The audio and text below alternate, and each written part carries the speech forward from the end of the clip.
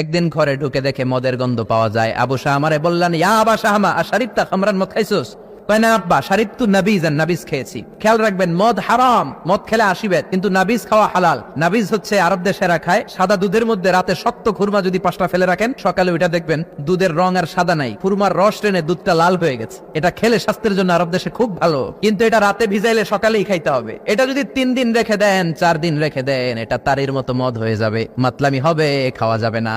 ওমরের ছেলে ওই মজাটা নেয়ার জন্য 4 দিন ভিজায় রাখছে, তারপরে নাবিজ নামক মদ খেয়েছে।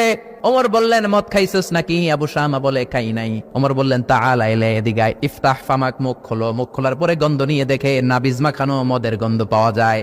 কোনো কথা নাই, কলারটা ধরলেন, টানতে টানতে মসজিদে নববীর বারান্দার পিলারে নিয়ে বাঁধলেন। জোরে আযান হলো, নামাজ পড়লেন, নামাজের পরে সালাম ফিরালেন। সালাম ফেরানোর পরে বললেন, মাকানাকুম ইনদানা হাদ। নামাজের পরে সুন্নত পরে সবাই বসবেন, একটা বিচার আছে। এই গুরুদণ্ড, এটাকে আরবিতে বলে হাদ, প্লুরাল হচ্ছে হুদুদ। সবাই যখন ওযু করে ঢুকতেছিল, বারান্দায় দেখে ওমরের ছেলে বাধা। সবার চিন্তা, হায় হায় কি ঘটনা ঘটলো, প্রেসিডেন্টের ছেলে পিলারের মধ্যে বাধা কেন? নামাজের পরে হাজার হাজার সাহাবী সবাই বলল, খলিফা কি হয়েছে? মাল আমর, হোয়াট হ্যাপেন্ড? ওমরে ফারুক বললেন, এইটাই নাবিজ খেয়েছে, তবে এটা মদ হয়ে গেছিল, এখন আশীর্বাদ দিব। কানা ঘুষা, কানা ঘুষা। হাজার হাজার সাহাবী, কেউ কেউ বলল, খলিফার ছেলে তো মনে হয় মারবে না, ধমক দিয়ে ছেড়ে দিবে। এরকম কিছু বিচার দেশে আছে না নাই? মিলায় দেয়, ঘুষ খাইয়া ছাইরা দেয়। এমপির পোলা হইলে 7 খুন মাফ, চিল্লা এখন ঠিক না? কেউ বলে না, ওমর সারার পাত্র না, তবে 80টা মারবে না, 40টা দিবে অ্যাটলিস্ট। কয়টা? ওমর ফারুক চেয়ারে বসলেন, হাজার হাজার মানুষ, পিনপতন, নীরবতা। জল্লাদরে বললেন, হাতি জিলদ মিন বাইতুল মাল, বাইতুল মালের ঘর থেকে খেজুর গাছের চামড়া দিয়ে বানানো বড় সাইজের একটা চাবুক আন, সবচেয়ে বড় টানবি। সবচেয়ে বড় টানা হলো।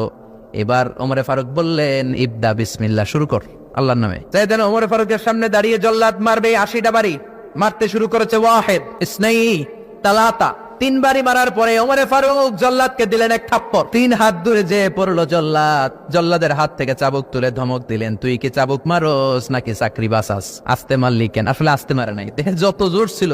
ওমরের হুকুম তামিল করবে না এরকম জল্লাদ মদিনায় ছিল না, জোরে কোন ঠিক কিনা?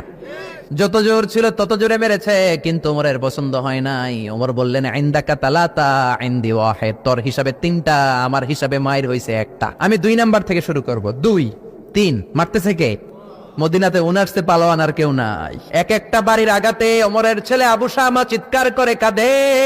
এক একটা বাড়িতে চামড়া ছিঁড়ে যায়, রক্তগুলো ছোপ ছোপ করে নববীর দেয়ালের মধ্যে লাগে। ছোট্ট ছেলেটা ডেকে বলে, আব্বা আমারে মাফ করে দাও, আর জীবনে মদ খাবো না।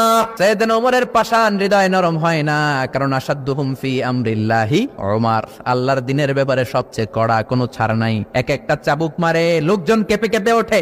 10টা 15টা মারার পরে ছেলে বেহুশ, পানি দেওয়ার পরে আবার হুশ, আবার মারা শুরু করা হলো। 30টা মারার পরে আবার বেহুশ।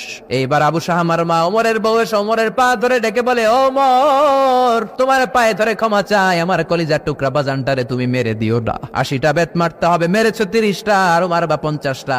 যাও ওমর, প্রতিটা বাকি প্রতিটা বেতের বাড়ির বিনিময়ে আমি আবু শাহমার মা একটা করে ওট আল্লাহর রাস্তায় সদকা করে দেব। ওমর বলে, না আবু শাহমার মা, এটা আল্লাহর আইন, গোটা দুনিয়াটা দিলেও একটা চাবুকের বাড়ি থেকে ওরা কেউ বাঁচাতে পারবে না। মারতে লাগলেন, আবার পানি দিয়ে আবার হুশ। ওমরের বাড়ি যে খেয়েছে সে